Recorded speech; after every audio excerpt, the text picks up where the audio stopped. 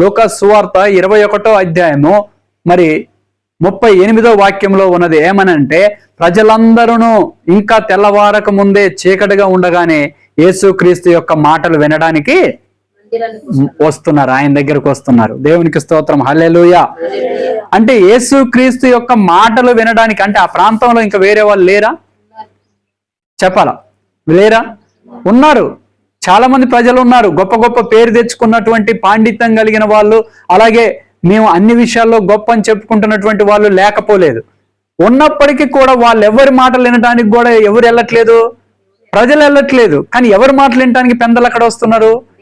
యేసుక్రీస్తు యొక్క మాటలు వినడానికి వస్తున్నారు.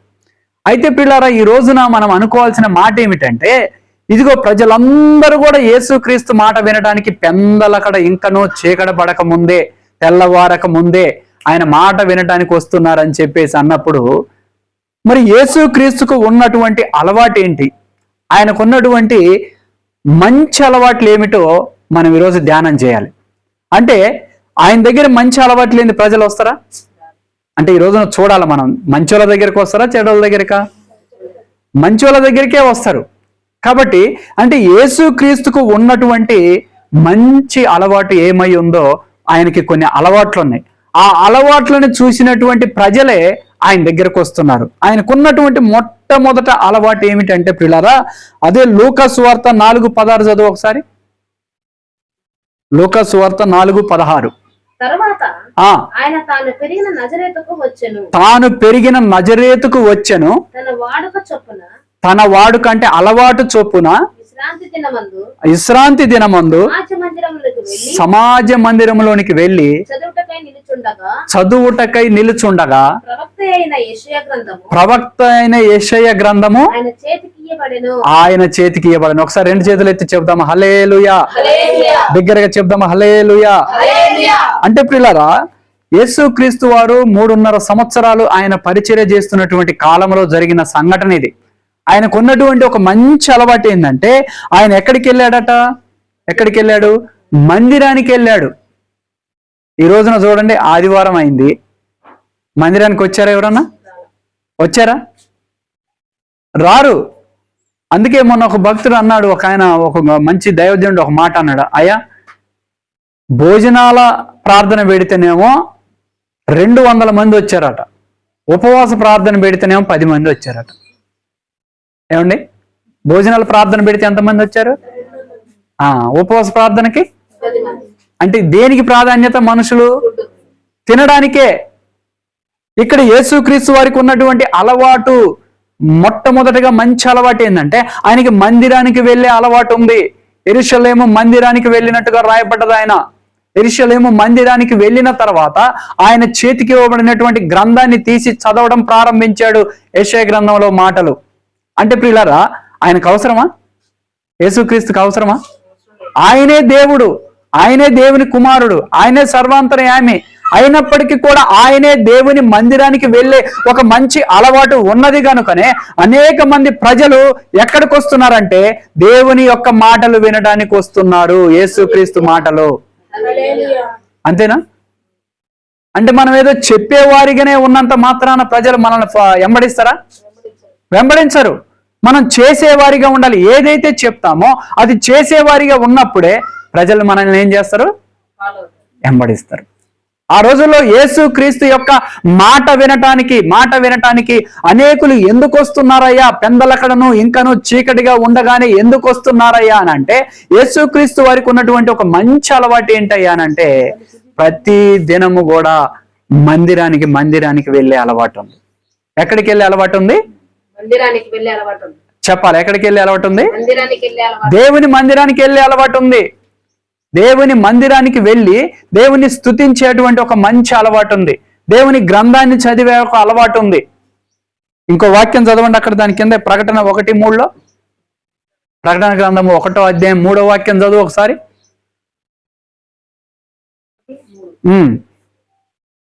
సమయము సమీపించి ఉన్నది సమయము సమీపించి ఉన్నది కనుక ప్రవచన వాక్యములు చదువువాడును ఈ ప్రవచనము వాక్యములు చదువువాడును వాటిని విని ఆ.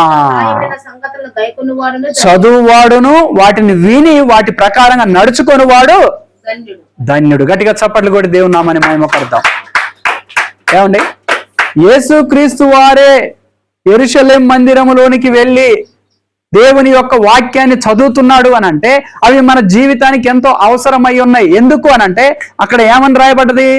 ఆయన వాక్యం విని వాటిని విని గైకొనువాడు గైకొని వాడు దాని ప్రకారం నడుచుకొని వాడు ఏమవుతాడట? ధన్యుడై. ధన్యుడైతాడు. చూడండి, యేసు క్రీస్తు వారు అలనాడు ఆయన అక్కడ ఉండగా అనేకులు ఆయన యొద్దకు వెళ్ళారు అని అంటే ఆయన యొద్దకు ఎందుకు వెళ్ళారు? మాటలు వినండి. ఆయన మాటలు దేనితో కూడినాయి? వాక్యంతో కూడినాయి. ఎందుకు వాక్యంతో కూడినాయి అంటే యెరూషలేం మందిరానికి వెళ్ళాడు, సాక్షాత్తు దేవుడే అయ్యి ఉండి కూడా ఆయన కూడా మందిరానికి వెళ్ళాడంటే ఈ రోజున అనేకులు ఎలా ఉన్నారంటే దేవుని మందిరానికి రావడానికి చాలా ఇబ్బంది అయిపోతుంది. కాబట్టి పిల్లరా, యేసు క్రీస్తుకు ఉన్నటువంటి మంచి అలవాటు ఏంటంటే మొట్టమొదటిగా దేవుని యొక్క మందిరానికి వెళ్ళే అలవాటు. చూడండి, యెరూషలేం మందిరంలోకి వెళ్ళి ఆయన ఉన్నాడు, అక్కడ వాక్యం చదివాడు. అంటే యేసు క్రీస్తు ప్రభు వారు చాలా మంది ఏమనుకుంటారంటే ఆయన ఏదో చెప్పేవాడే అనుకుంటారు. చెప్పేవాడా? కాదు, చేసేవాడు. చెప్పింది చేసే దేవుడు మన దేవుడు. గట్టిగా చప్పట్లు కొడదాం ఒకసారి. చెప్పిందే చేసేవాడు. అందుకే ఏమన్నాడంటే ఆయనే యెరూషలేం మందిరంలోకి వెళ్ళాడు, ఆయనే వాక్యాన్ని చదివాడు, ఆయనే వివరించాడు, అక్కడ అందరికి మాదిరికరంగా మందిరంలో నిలబడ్డాడు. కనుకనే ఈ రోజు మనందరికి కూడా దేవుడు చెప్పేది ఏంటంటే అమ్మా, మీరు ప్రతి ఆదివారం మందిరానికి వెళ్ళండి, నన్ను స్తుతించండి, లేఖనాలు చదవండి, మహిమపరచండి అంటున్నాడు. కాబట్టి పిల్లరా, యేసు క్రీస్తు వారికి ఉన్నటువంటి ఒక మంచి అలవాటు ఏంటంటే ఎప్పుడైనా సరే ఆయన మందిరానికి వెళ్ళటానికి ఏ రోజు కూడా వెనకాడిన వాడు కాదు. కాబట్టి పిల్లరా, మందిరం అని అంటే చాలా మంది అనుకుంటారు ఏదో కొన్ని కోట్ల రూపాయలు పెట్టి కడితేనో లేకపోతే ఏసీలు పెడితేనో కుర్చీలు పెడితేనో అని అనుకుంటారు. కానీ కాదు. ఈ రోజున ఇప్పుడున్నటువంటి పరిస్థితుల్లో, ఇప్పుడు ఎక్కడ చూసినా హింసలు శ్రమలు వస్తున్నటువంటి ఈ పరిస్థితుల్లో మన యొక్క ప్రతి ఒక్క ఇల్లే దేవుని మందిరంగా మారిపోవాలి. దేవునికి స్తోత్రం, హల్లెలూయా. హల్లెలూయా. దేవుని మందిరంగా మారిపోవాలి. కొన్ని సంవత్సరాల క్రితం వెనక్కి పోతే ఏమయ్యేదంటే కొన్ని సంవత్సరాల క్రితం ఇంత టెక్నాలజీ లేదు కాబట్టి దైవజనులు బోధిస్తుంటే ఆ మందిరాల్లోకి వెళ్ళి అక్కడ కూర్చొని వాక్యం వినాల్సినటువంటి అవసరం వచ్చేది. ప్రతి ఒక్క గృహము కూడా మందిరం కావాలంటే నువ్వు పెట్టుకున్న టీవీలో దేవుని వాక్యమే రావాలి, నువ్వు వాడుతున్న సెల్లో దేవుని వాక్యమే రావాలి, నువ్వు లేచినా పడుకున్నా ఏం చేసినా దేవుని వాక్యాన్ని ధ్యానం చేసినప్పుడే నీ గృహమే దేవుని మందిరంగా మారుతుంది. అప్పుడే ప్రజలందరూ మన దగ్గరికి నడిపించబడతారు. దేవునికి స్తోత్రం, హల్లెలూయా. హల్లెలూయా. అది యేసుక్రీస్తు వారి దగ్గరికి ప్రజలందరూ రావడానికి గల కారణం.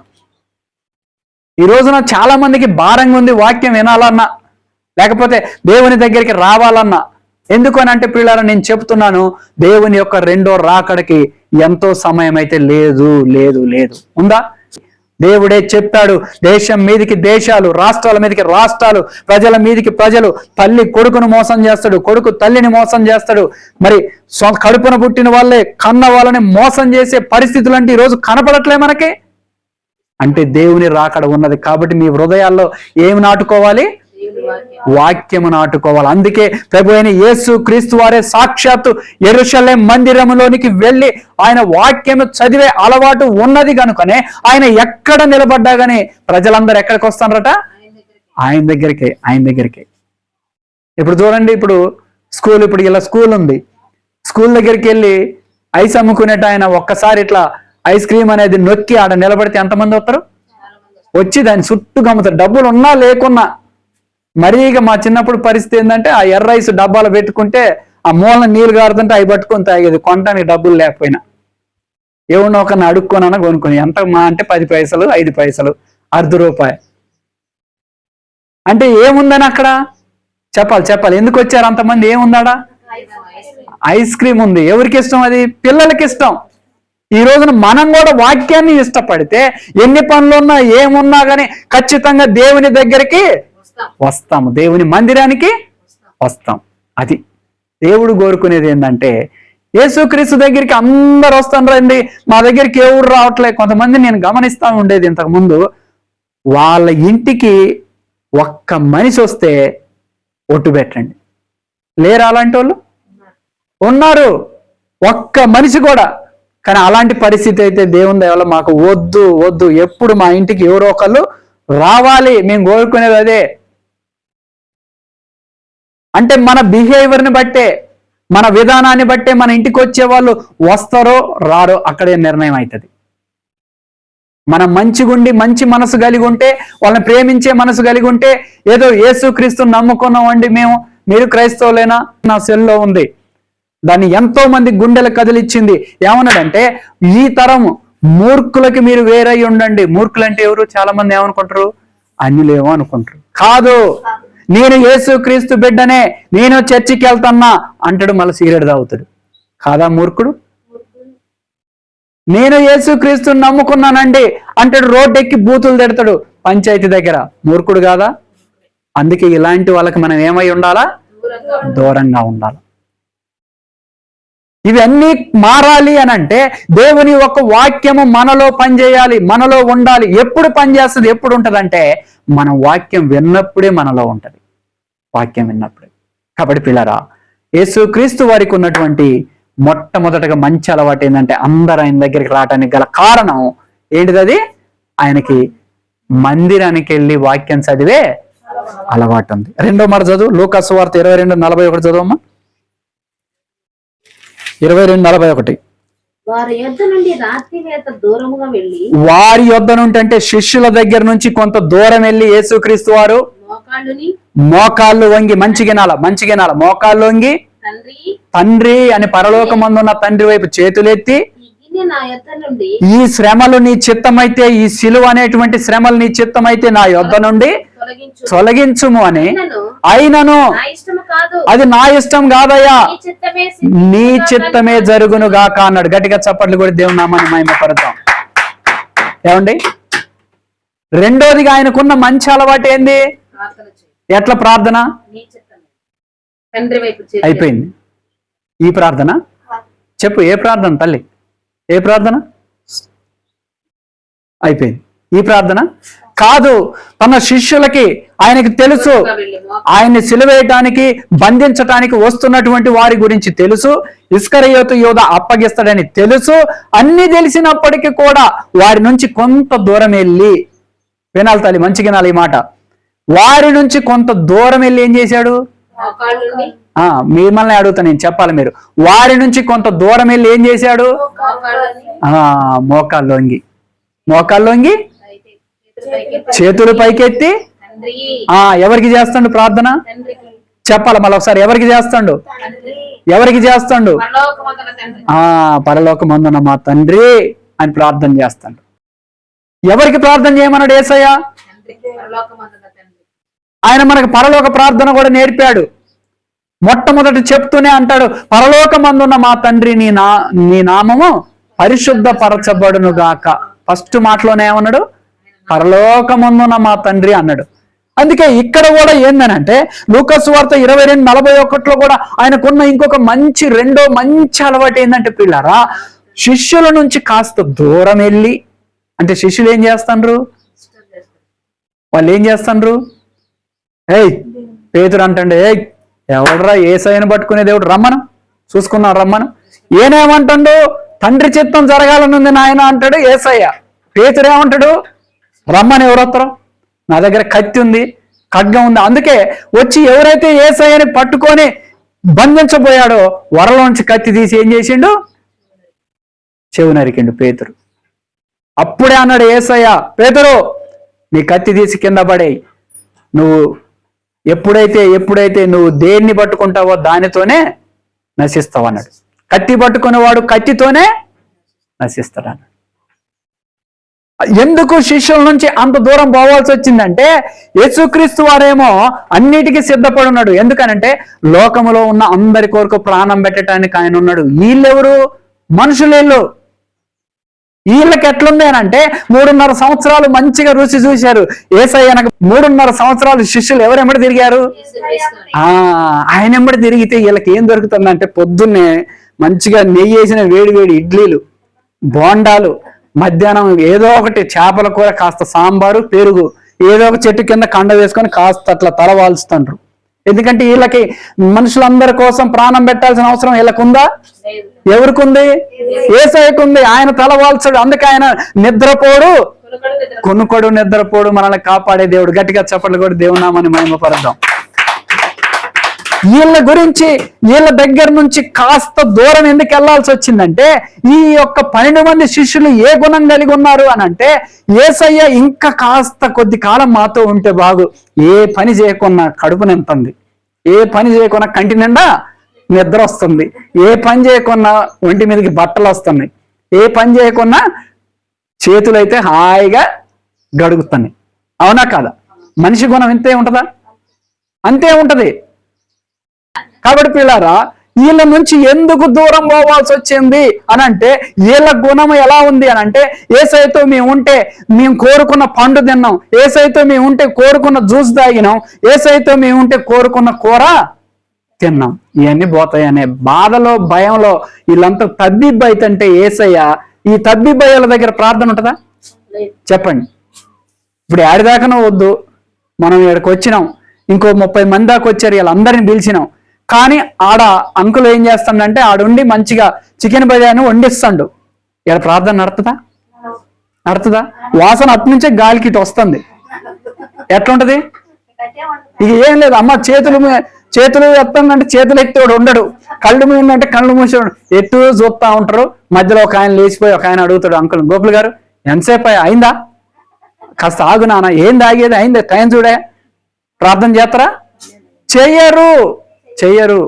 అందుకే యేసుక్రీస్తు వారు వీళ్ళ నుంచి దూరంగా వెళ్ళిపోయి, రెండోదిగా ఆయనకున్న మంచి అలవాటు ఏంటంటే, మోకరించి 2 చేతులు పైకెత్తి పరలోకమందున్న మా తండ్రి అని ప్రార్థన చేస్తూ మనకి ప్రార్థన నేర్పిన దేవుడు మన దేవుడు. గట్టిగా చప్పట్లు కూడా దేవున్నామని మనం పడదాం. ప్రార్థన చేసి మనకి ప్రార్థన నేర్పాడు ఆయన ఏదో కాలు మీద కాలేసుకొని కిరీటం పెట్టుకొని కూర్చొని, అయ్యా మీరు మోకాళ్ళు వేసి కడుపు మార్చుకొని ప్రార్థన చేయండి అనడా? అనలేదు. అక్కడే మనం చదివితే ఇంకొక మాట కూడా ఉంటది, ఆయన చెమట ఎలాగ మారిందట? రక్తంగా. అంటే చూడండి, అంటే కడుపు నిండా దన్నోడికి చెమట రక్తంగా వస్తుందా? రాదు. కాబట్టి పిల్లరా, రెండోదిగా ఆయనకు ఉన్నటువంటి మంచి అలవాటు ఏంటంటే పిల్లరా, ప్రార్థన చేసే మంచి అలవాటు ఉన్నది. ఇంకో మాట చదవమ్మా, ఇర్మియా గ్రంథం 33:3 చదువు. నాకు మొరపెట్టుము, నీకు ఉత్తరం ఇచ్చేదను, మీరు గ్రహింపలేనివి గూఢమైన సంగతులు నీకు తెలియజేస్తాను. దేవునికి స్తోత్రం. హల్లెలూయా, హల్లెలూయా. ఇక్కడ ఇర్మియా 33:3లో కూడా నాకు మొరపెట్టుము, నేను నీకు ఉత్తరం ఇస్తాను. క్రైస్తవ ప్రపంచం అంతటికి ఈ మాట తెలుసు. ఈ మాట తెలవని వాళ్ళు ఉన్నారా? ఎవరైనా చెప్పండి ఒకసారి. ఉన్నారా? లేరు. ఎవరైనా ఈ మాటను ఎత్తిపట్టి ప్రార్థన చేస్తారు. ఎవరైనా బలహీనంగా ఉన్నా వాళ్ళ దగ్గరికి వెళ్ళి చెప్తారు, అమ్మా ఎందుకు భయపడతాను? ఈ శోధనని భయపడుతున్నావా? ఈ అనారోగ్యాన్ని భయపడుతున్నావా? లేకపోతే ఇంకేంటి నీ బాధలు ఏమైనా ఉన్నాయని భయపడుతున్నావా? ఇగోదమ్మా ఇర్మియా గ్రంథం 33:3 చదువు. ఏంది? నాకు మొరపెట్టుము, నీకు ఉత్తరం ఇచ్చేదని. అంటే ఈ నాకు మొరపెట్టుము, నేను నీకు ఉత్తరం ఇచ్చేదని అనే మాట ఏదో ఒట్టిగా వచ్చింది కాదు. యేసుక్రీస్తు ప్రభు వారు శిష్యుల నుంచి కాస్త దూరంగా వెళ్ళి మోకరించి నిలువుగా 2 చేతులు పైకెత్తి తండ్రికి మొరపెట్టాడు, ఉత్తరాన్ని పొందుకున్నాడు. గట్టిగా చప్పట్లు కూడా దేవుని ఆయన మహిమపడదాం. తండ్రి దగ్గర నుంచి జవాబు పొందుకున్నాడు, మొరపెట్టాడు. ఎప్పుడైతే యేసుక్రీస్తు వారు మొరపెట్టాడో తక్షణమే తండ్రి పరలోకము నుండి ఆయనకి మొర ఆలకించి ఉత్తరాన్ని ఇచ్చాడు. కాబట్టి పిల్లరా, రెండోదిగా మన దేవునికి ఉన్నటువంటి మంచి అలవాటు ఏందమ్మా? ప్రార్థన చేయటం. ఎందుకు యేసుక్రీస్తు వారి దగ్గరికి ఆ 3.5 సంవత్సరాలు ఆయన శరీరధారిగా ఉండి ఈ యొక్క సంచరిస్తున్నటువంటి ప్రాంతాలలో ఆయన ఎక్కడ నిలబడితే చీమలు గదిలో వచ్చినట్టుగా ఆయన దగ్గరికి గదిలో వస్తాండ్రు. ఎందుకు వస్తాండ్రు? మొదటిగా ఆయనకి ఏముందట? వాక్యము చదివే అలవాటు, మందిరానికి వెళ్ళి. రెండోదిగా ప్రార్థన చేసే అలవాటు ఉంది. కాబట్టి పిల్లలు ఇంకొక మాట చదవండి ఒకసారి. మార్క్స్ వార్త 10:1 చదవమ్మా. ఆయన అక్కడ నుండి లేచి ఆయన అక్కడ నుండి లేచి యూదయ ప్రాంతమునకు యోదయ ప్రాంతమునకు యోర్దాను వచ్చెను. యోర్దాను అద్దరికి వచ్చెను. జన సమూహములు తిరిగి ఆ జన సమూహములు తిరిగి యొద్దకు కూడి వచ్చిరి. ఆయన యొద్దకు కూడి వచ్చిరి. ఎక్కడ కూర్చున్నాడట ఈయన? యోర్దాను చెప్పాలి అందరు చెప్పాలి. ఎక్కడ కూర్చున్నాడు? యోర్దాను వచ్చెను. ఆయన అక్కడి నుండి లేచి యోదయ ప్రాంతమునకు యోర్దాను అద్దరికి వచ్చెను. వచ్చినప్పుడు ఎవరు వచ్చారట? జన, సమూహము. గట్టిగా చెప్పాలి నాతో, జన సమూహము. గట్టిగా, జన సమూహము. అంటే ఎంతమంది? 10 మందే? కాదు. 20 మందే? వందల వేల 100 మందే? లెక్కలేదు. సమూహం అంటే లెక్కలేదు. ఎందుకు ఆయన అక్కడ కూర్చొని ఉండగా ఆ యొక్క ప్రాంతముకు జన సమూహం అంతా కూడా కదిలొచ్చారు అని అంటే ఆయన ఉన్న ఇంకొక 3వ అలవాటు ఏంటంటే సువార్త ప్రకటించే అలవాటు ఉన్నది. దేవునికి స్తోత్రం, హల్లెలూయా. ఏమని సువార్త ప్రకటించే అలవాటు ఉంది అని అంటే, ఇదిగో పరలోకము సమీపించి ఉన్నది, మారు మనసు పొందండి, మీ పాపాలు విడిచిపెట్టండి, మీరు పరిశుద్ధులుగా జీవించండి, దేవుని రాజ్యం సమీపంగా ఉన్నది కనుక మీరు పరలోకానికి వెళ్ళాలి అని అంటే ఖచ్చితంగా ఈ లోకంలోనే మీరు మారు మనసు పొందాలని ప్రకటిస్తున్నాడు కనుక అదంతా వినడానికి యేసుక్రీస్తు దగ్గరికి ఎవరు వెళ్ళారు? జన సమూహం. ఏమండి, జన సమూహం అంటే మామూలు విషయమా? ఎన్ని లక్షల మందో, లెక్కింపలేనంత జన సమూహం అయి ఉండొచ్చు. ఒక యేసుక్రీస్తు వారి దగ్గరికి అంతమంది ఆ రోజుల్లో, మరి ఈ రోజుల్లో ఏదైనా సభలు పెడితే అంతమంది వస్తున్నారు అని అంటే దానికి కారణం సెల్ ఫోన్ లో అడ్వర్టైజ్మెంట్ ఉంది, టీవీలో అడ్వర్టైజ్మెంట్ ఉంది, ఇన్స్టాగ్రామ్ లో అడ్వర్టైజ్మెంట్ ఉంది, యూట్యూబ్ లో అడ్వర్టైజ్మెంట్ ఉంది, ఫేస్బుక్ లో అడ్వర్టైజ్మెంట్ ఉంది. ఆ రోజుల్లో యేసయ్య ఎక్కడైనా అడ్వర్టైజ్మెంట్ చేశాడా? చెయ్యలేదు. ఎందుకు? ఒకే ఒక్క అడ్వర్టైజ్మెంట్ ఏంటంటే ఆయన జీవితమే ఒక ఆదర్శం. దేవునికి స్తోత్రం, హల్లెలూయా. ఆయన నడకే ఒక ఆదర్శం, ఆయన చూపే ఒక ఆదర్శం, ఆయన మాటే ఒక ఆదర్శం, ఆయన స్వభావమే ఒక ఆదర్శం. దానిని చూసిన ప్రజలే ఆయన బోధిస్తున్న మంచి మాటలు వినడానికి ఎక్కడికి వచ్చారు? ఆయన దగ్గరికి జన సమూహంగా వచ్చారు. కీర్తన 96:2 చదవమ్మా. యెహోవా మీద పాడుడి, యెహోవా మీద పాడుడి, ఆయన నామమును స్తుతించుడి, అనుదినము ఆయన రక్షణ సువార్తను గట్టిగా చప్పట్లు కొట్టండి ఒకసారి. అనుదినం ఏం చేయాలట? రక్షణ సువార్తను ప్రకటించాల. ఏమండి, అనుదినం ఏం చేయాలట? రక్షణ సువార్తను ప్రకటించాలి. ఎప్పుడట? దేవుని గురించే మాట్లాడాలి. అమ్మ చెప్పింది మొన్న, జకరయ్య గారు ఆ అమ్మగారు, అమ్మతోని ఏం మాట్లాడి ఎవరి గురించి మాట్లాడిద్ది? దేవుని గురించే. ఎందుకోనంటే వాళ్ళని ఆశీర్వదించిన విధానాన్ని బట్టి నేను చెప్పగలను వాళ్ళ కుటుంబం ఎంతో సమృద్ధిగా ఉందో, సంతోషంగా ఉందో. ఎందువల్ల అని అంటే దేవుడు వాళ్ళని ఆశీర్వదించాడు కాబట్టి వాళ్ళు తింటారు మంచిగానే, అనేకులకి పెట్టే మంచి మనసు ఉంది, అట్లనే దేవుని గురించి చెప్పే అనుదినం మనసు ఉంది. గట్టిగా చప్పట్లు కొట్టి దేవుని నామాన్ని మహిమపరుద్దాం. ఏమండి, చెప్పాలి ఖచ్చితంగా. ఎందుకు అనంటే అనుదినము దేవుని యొక్క రక్షణ సువార్త ప్రకటించాలి. యేసుక్రీస్తు వారికి ఉన్న 3వ అలవాటు ఏమిటయ్యా అనంటే అనుదినము. ఆయన యేసుక్రీస్తు వారు ఎప్పుడు ప్రకటిస్తాడు? అనుదినము ప్రకటిస్తున్నాడు. ఏదో ఒక ఆదివారం కాదు, ఉపవాస ప్రార్థనలో శుక్రవారం కాదు, 3 రోజుల సభలు పెట్టినప్పుడు గ్రౌండ్ లో బహిరంగ సభల్లో కాదు, లేకపోతే ఇంకెక్కడో అక్కడికి వెళ్ళి ఏదో గంట ప్రకటించి సువార్త వస్తుందా యేసయ్య? అనుదినము అని అంటే ఆయన యొక్క జీవన శైలి ఏదైతే ఉందో ప్రతి దినము పొద్దున లేచింది మొదలుకొని పండుకునే వరకు ఆయన పని ఏంటిది? సువార్త ప్రకటించడం. అందుకే అనేక మంది జన సమూహం అంతా యేసయ్య దగ్గరకు వస్తున్నారు. కాబట్టి పిల్లారా, యేసుక్రీస్తు వారికి ఉన్నటువంటి 3వ మంచి అలవాటు ఏంటంటే అనుదినము దేవుని వాక్యాన్ని ప్రకటించటం, అనేకులకి తెలియజేయడం. అందుకే ఆయన ఏం చెప్పాడంటే 3.5 సంవత్సరాలు ఒకటే మాట ఆయన అన్నాడు, రెండే రెండు దారులు, ఒకటి పరలోకం, ఒకటి నరకం. ఏది కావాలో మీరు నిర్ణయించుకోండి. ఈ రోజున మేము చెబుతున్నది కూడా అదే, ఒకటి పరలోకం, ఒకటి నరకం ఉన్నది. ఏది కావాలో మీరు నిర్ణయించుకోగలిగే సామర్థ్యం, శక్తి, జ్ఞానం మీకు ఉన్నది. ఏది మంచి అనిపిస్తే ఆ మార్గంలో నడవండి. దేవునికి స్తోత్రం, హల్లెలూయా. కాబట్టి పిల్లరా, ఈ మధ్యాహ్న కాల సమయంలో యేసుక్రీస్తు వారి దగ్గరికి అనేక మంది మనం చదువుకున్నాం. మొట్టమొదట వాక్యంలో అనేక మంది, ఆయన ఇంకనూ పెందలు అక్కడ లేకముందే అనేక మంది ఆయన దగ్గరికి వస్తున్నారంటే యేసయ్యకు ఉన్నటువంటి మంచి అలవాటు ఏంటంటే, మొట్టమొదటిగా ఆయన ప్రతి దినము కూడా మందిరానికి వెళ్ళి వాక్యము చదివే అలవాటు ఉంది. రెండోదిగా ప్రార్థన చేసే అలవాటు ఉంది, 2 చేతులు పైకెత్తి మోకరించి. మూడోదిగా స్వార్థ ప్రకటించేది. ఎలాగా? అనుదినము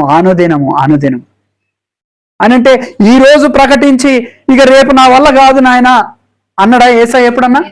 ఒకసారి ఆలోచన చేయండి. ఒక 5 లక్షల మందికి వాక్యం చెప్పిండు అనుకోండి యేసయ్య, రేపు పొద్దున్నే పేతురు ఎక్కడ నాయన సభ? అయ్యా రేపు గలిలే ప్రాంతానికి వెళ్తున్నాం అయ్యా. అవునా? ఎంతమంది వస్తారు నాయన? మళ్ళీ ఒక 5 లక్షల మంది రావచ్చు అయ్యా. అంతమంది కొద్దిగా నాకు శాత కావట్లే కానీ నువ్వు పోతావు నాయన అన్నాడా యేసయ్య ఎప్పుడన్నా? అన్నాడా? అనలేదు. ఆయన వచ్చిందే అనుదినము సువార్త ప్రకటించడానికి, దేవుని మార్గం తెలియజేయడానికి, చీకటిలో ఉన్న వారిని వెలుగులోకి నడిపించడానికి. అందుకే ఆయన ఎప్పుడైతే యోహాను చేత మొట్టమొదట బాప్తిజం తీసుకున్న తర్వాత బయటకు వచ్చి మొట్టమొదట చెప్పిన మాట ఏమిటంటే, ఇదిగో పరలోకం సమీపించి ఉన్నది, మారు మనసు పొంది పరలోకానికి సంపాదించుకోండి అని చెప్పాడు. దేవునికి స్తోత్రం, హల్లెలూయా. ఈ క్రైస్తవ్యం అంతా కూడా చెప్పేది ఏమిటంటే, యేసుక్రీస్తు వారు మాకు ఉచితంగా ఇచ్చాడు, మేము ఉచితంగా ప్రకటిస్తున్నాం. ఇది ఉచిత రక్షణ.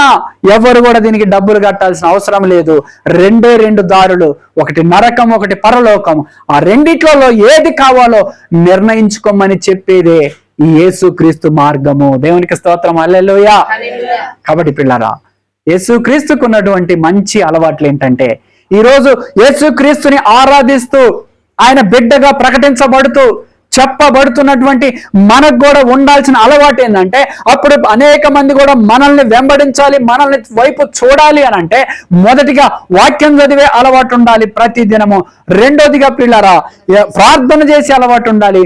మూడోదిగా స్వార్థ ప్రకటన చేసే అలవాటు ఉండాలి. కాబట్టి పిల్లరా, ఎప్పుడైతే ఈ అలవాట్లు ఉంటాయో దేవుడు ఖచ్చితంగా దేవుడు ఆయన మహిమ కొరకు వాడుకుంటాడు. యేసుక్రీస్తుని వెంబడించినట్టుగా అనేక జన ప్రవాహాలు మనల్ని కూడా వెంబడిస్తారు, మనల్ని కూడా చూస్తారు, మనల్ని కూడా చూసి నేర్చుకుంటారు, దేవుని సన్నిధిలో నిలబడతారు, దేవుని కొరకు బ్రతుకుతారు. అట్టి కృప దేవుడు మనకు అనుగ్రహించును గాక. ఆమేన్.